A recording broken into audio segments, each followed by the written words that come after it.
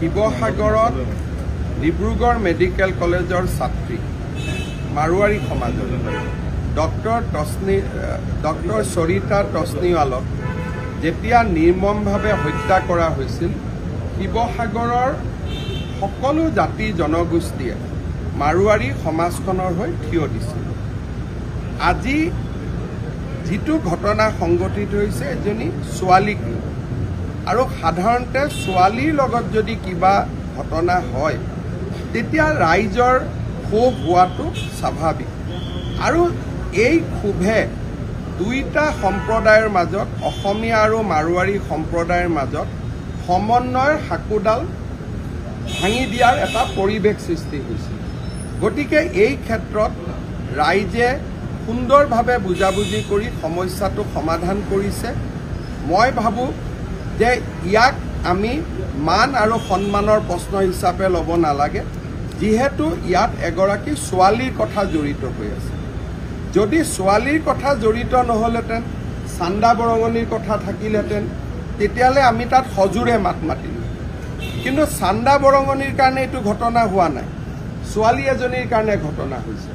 আৰু শিৱসাগৰৰ অসমীয়া সমাজখনে মাৰোৱাৰী সমাজৰ ছোৱালী এজনীৰ লগতো যেতিয়া দুৰ্ঘটনা হৈছিল, তেওঁলোকৰ লগতো অসমীয়া সমাজখন থিয় দিছিল।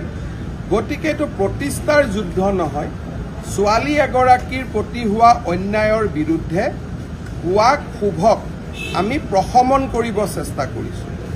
গতিকে এই বিষয়টোক আপোনালোকে যদি আঁঠু কাঢ়িলে, আঁঠু কাৰ ওচৰত কাঢ়িছে? ৰাইজৰ ওচৰত। ৰাইজতকৈতো ডাঙৰ কোনো নাই। গতিকে ই কোনো প্ৰতিষ্ঠাৰ বিষয় নহয়।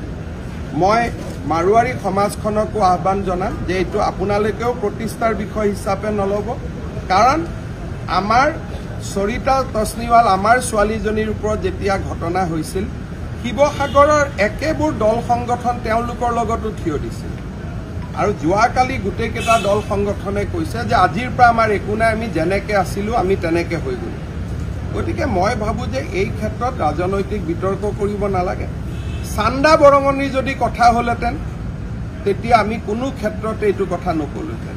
কিন্তু ছোৱালী, অসমীয়া হওক, মাৰোৱাৰী হওক, হিন্দু হওক, মুছলমান হওক, ছোৱালী এজনীৰ যেতিয়া প্ৰতিষ্ঠা বা তেওঁৰ সন্মানৰ কথা আহে তেতিয়া আমি মনত একো ভাৱ ৰাখিব নালাগে। এনেকুৱা ঘটনাত যদি কোনোবাই ক'লেহেঁতেন মুখ্যমন্ত্ৰীজনৰ আঁঠু কাঢ়ি দিয়ক, তো ময়ো আঁঠু কাঢ়ি দিলোঁ। কাৰণ অসমীয়া ছোৱালী হওক, মাৰোৱাৰী ছোৱালী হওক, বিহাৰী ছোৱালী হওক, বঙালী ছোৱালী হওক, ছোৱালীৰ সন্মানতকৈ আমি কোনো ডাঙৰ নহয়। গতিকে কালি যদি শিৱসাগৰ ৰাইজে ক'লেহেঁতেন যে মুখ্যমন্ত্ৰী ইয়াত আহি আঁঠু কাঢ়ক, তেতিয়া আমাৰ খংটো কমিব, ময়ো গৈ আঁঠু কাঢ়ি দিলোঁ।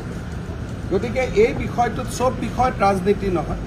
এইটো ক্ষেত্ৰত মই ভাবোঁ যে আমি এখন বিশাল হৃদয়েৰে ঘটনাটো পাহৰি যাব লাগে। মই সংবাদ মাধ্যমকো আহ্বান জনাম যে এইটো ঘটনা আৰু পিটিকি থকাৰ প্ৰয়োজন নাই। লগত মই এটা অনুৰোধ কৰিম, যোৱা দুমাহত 22 গৰাকী অসমীয়া জনজাতীয় ছোৱালীৰ ওপৰত বিভিন্ন ধৰণে সতীত্ব হৰণ কৰাৰ প্ৰচেষ্টা চলোৱা হৈছে আৰু তেওঁলোক বহুকেইজনী ছোৱালী মৃত্যুমুখতো পৰিছে। শিৱসাগৰৰ ৰাইজে যি ধৰণৰ প্ৰতিবাদ কৰিলে, শিৱসাগৰ ৰাইজক মই ধন্যবাদ জনাইছোঁ। বাকী অঞ্চলৰ ৰাইজেও য'তেই ছোৱালীৰ ওপৰত অত্যাচাৰ হয় তেনেকৈ গৰজি উঠিব লাগে।